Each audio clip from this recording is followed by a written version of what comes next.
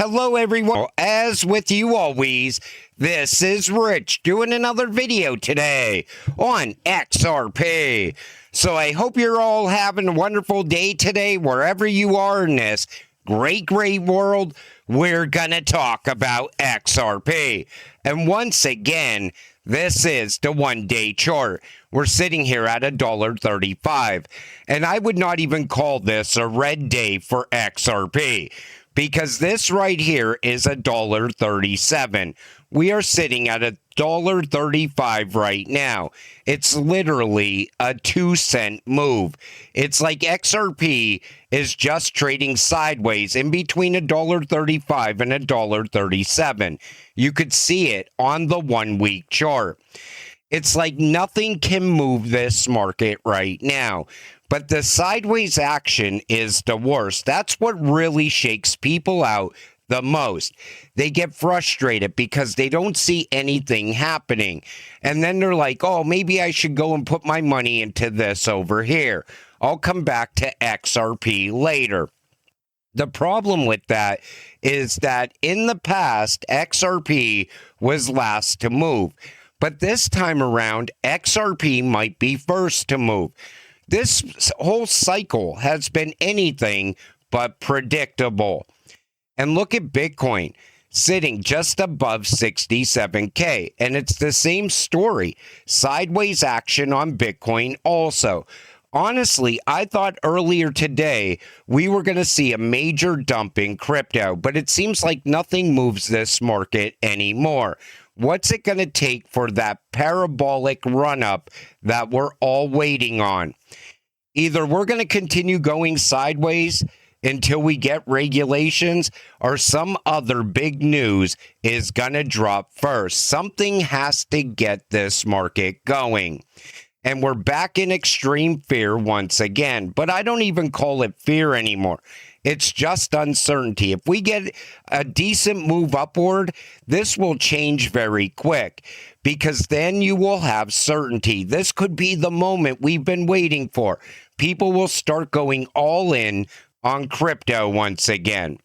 And this is why I said I thought we would see a major dip. Multiple oil depots near Tehran, Iran, are now fireballs following strikes on the facilities. When I seen that happening, I thought, here we go. Bitcoin is going to come plummeting down. But this doesn't even move Bitcoin anymore. You know, when we would see a little bit of conflict just a few months ago, right away, Bitcoin would start dropping in price. Now, something like this happens, and the market seems unfazed. It's like the market already priced this in. Even when the president talks about tariffs now, it has no effect on the market anymore. Something is definitely changing in crypto. Global uncertainty hits record high. Global uncertainty has reached its highest level in history this year, surpassing peaks during COVID, the global financial crisis, and the dot-com bubble. And that right there is why people are selling their crypto. That's why people are not entering this space right now. There's way too much uncertainty. Until we get that certainty back, I don't expect anything to really happen with crypto. But here's what's really strange. In the background, Ripple's still making all those same connections. They're partners of Ripple, going out there putting new rails in place every single day almost now. It's like the whole system is coming together in the background, but it's not reflected in the price of XRP in any way. And watching that happen is also frustrating for some people. But if you know what this is leading up to, you would never sell your XRP. Genius Act will be implemented in the U.S. in July. And this is big for XRP, because whenever you talk about stablecoins, all of those stablecoins are going to need a bridge. And Smoke pointed out, the Genius Act will be implemented in the U.S. beginning July 2026. This is going to bring a lot of volume to XRP. Every single stablecoin that is created will need a bridge. If a bank creates it, no other bank is going to use it. If a country creates it, other countries aren't going to accept it. So you go in as that bank's coin into XRP and it comes out as another bank's coin. And that's why this is going to be big for a cryptocurrency like XRP. And here's what Brad Garlinghouse had to say about the Clarity Act. Take a listen. You feel really good that the market structure is on target for April passage. End of April. That's been slightly misunderstood because people say, I saw it quoted as, I said by April. That's not what I said. I said by the end of April. Very precise. End of April. All right. And by April is going to be tough, but... okay, 4 weeks after the start of April. But what's the lightning? Wait, no. So, do you, yes or no? You still feel confident given the, the latest? I'm a little more nervous now because there's been a week has gone by in kind of negotiations between the yield part of this thing. It's mostly Coinbase and the banks. It's been a little slow, but the State of the Union slowed it down. But I think I still feel good by the end of April. All right. So I wonder if we're going to see it by the end of April or if it's going to push closer to the midterms. You know, this is one of the worst things I've ever seen in the United States. We were supposed to have market structure in place by Thanksgiving. Then it was Christmas. Then it was going to be the beginning of 2026. Here we are now in March, and they're still battling it out over yield. They need to get this done. White House crypto advisor says banks blocking Clarity could make things worse for themselves. Here's what Patrick Witt said. Can someone please explain to me the logic here? No compromise on Clarity means no restrictions on intermediaries offering stablecoin rewards. If you believe the bank's argument about deposit flight, this would be catastrophic. Feel like I'm watching an arsonist threaten to burn down their own home. As long as this isn't in place, you could be earning yield off of stablecoins. So as long as the banks continue to hold this up, you're going to still get yield. I can't believe the banks will not come to some sort of agreement on this. It's like, okay, you don't want to offer 5%. What about 2.5% or maybe even 3%? Why not meet in the middle somewhere? The problem is the banks want to continue to stay rich. They want to keep getting richer and richer as time goes on. That's why they want to hold this up as long as they can. And let's talk about these ETFs. So BlackRock plans to tokenize all ETFs within the next 3 to 12 months. But you got to listen to what he says here. The thing that really caught me was an interview with BlackRock's CFO, Martin Small, right? Not a household name, but obviously a very important person at BlackRock. And he said they plan to tokenize all of their ETFs in the next 3 to 12 months. The thing I'm not sure crypto gets is that for a large institution, when something is on a 3 to 12 month time frame, it's a fait accompli. Right. At that point, you're dotting the I's and crossing the T's. It's not a project that may or may not happen. It's something that's going to happen. And yeah, if you think of a world where all of BlackRock's ETFs are tokenized and it's fully embracing DeFi and on-chain finance, that's the world we're going to be in a year. And I think it's just absolutely remarkable.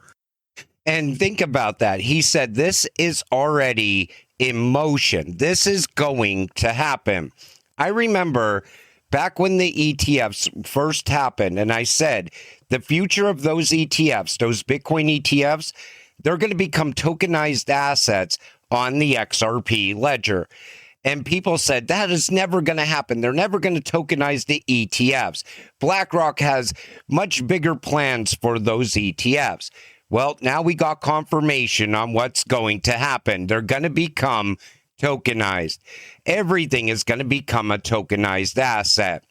We're witnessing the complete collapse of Bitcoin ETFs, which were once the most talked about topic.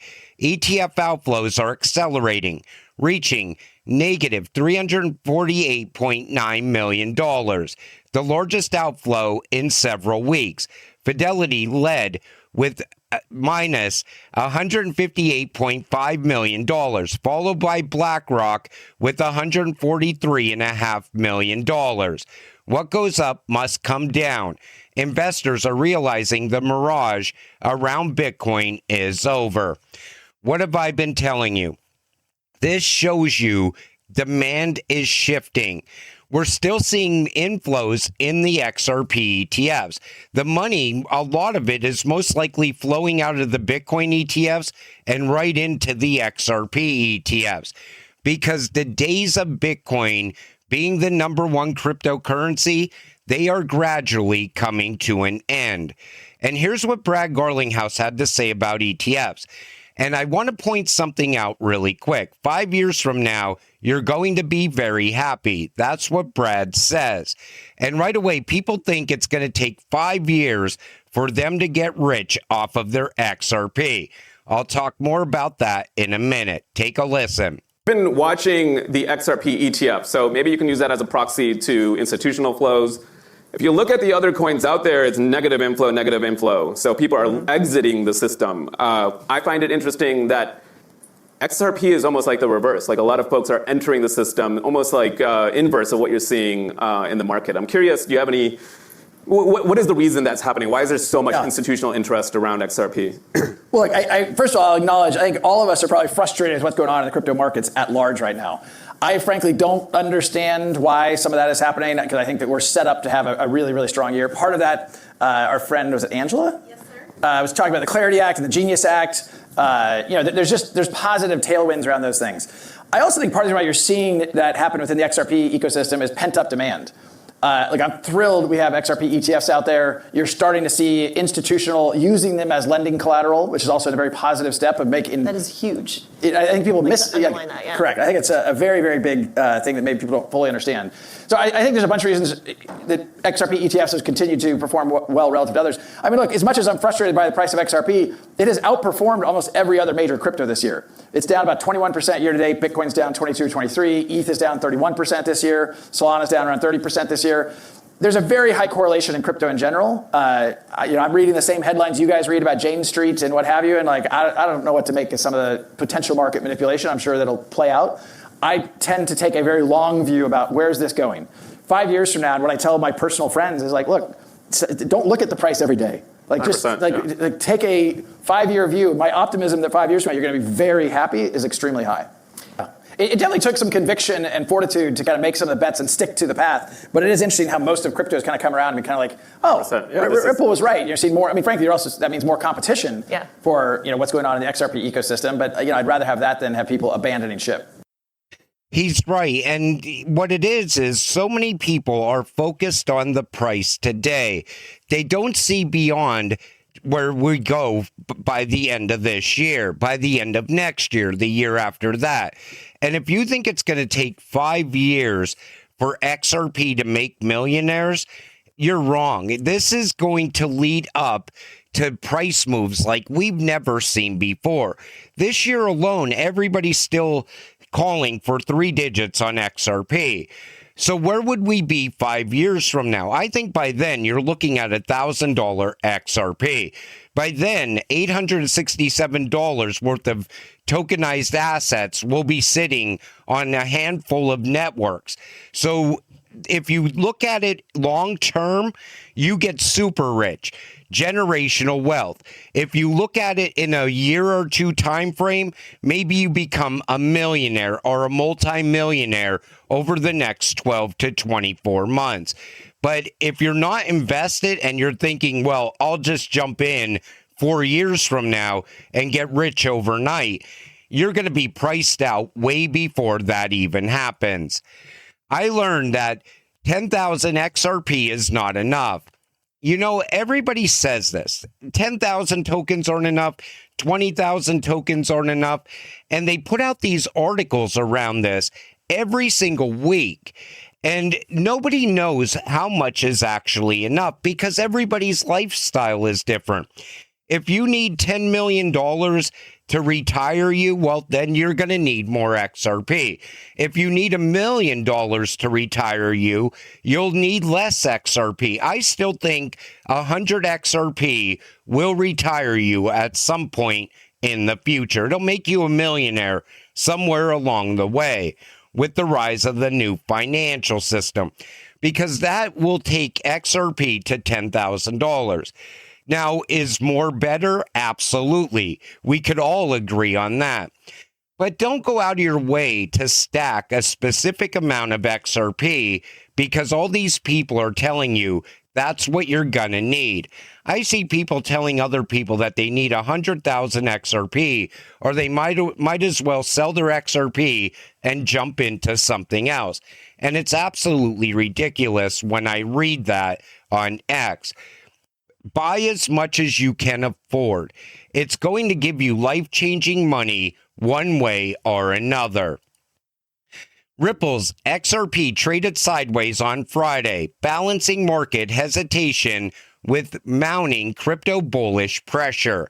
So what they're talking about is how we're going sideways right now.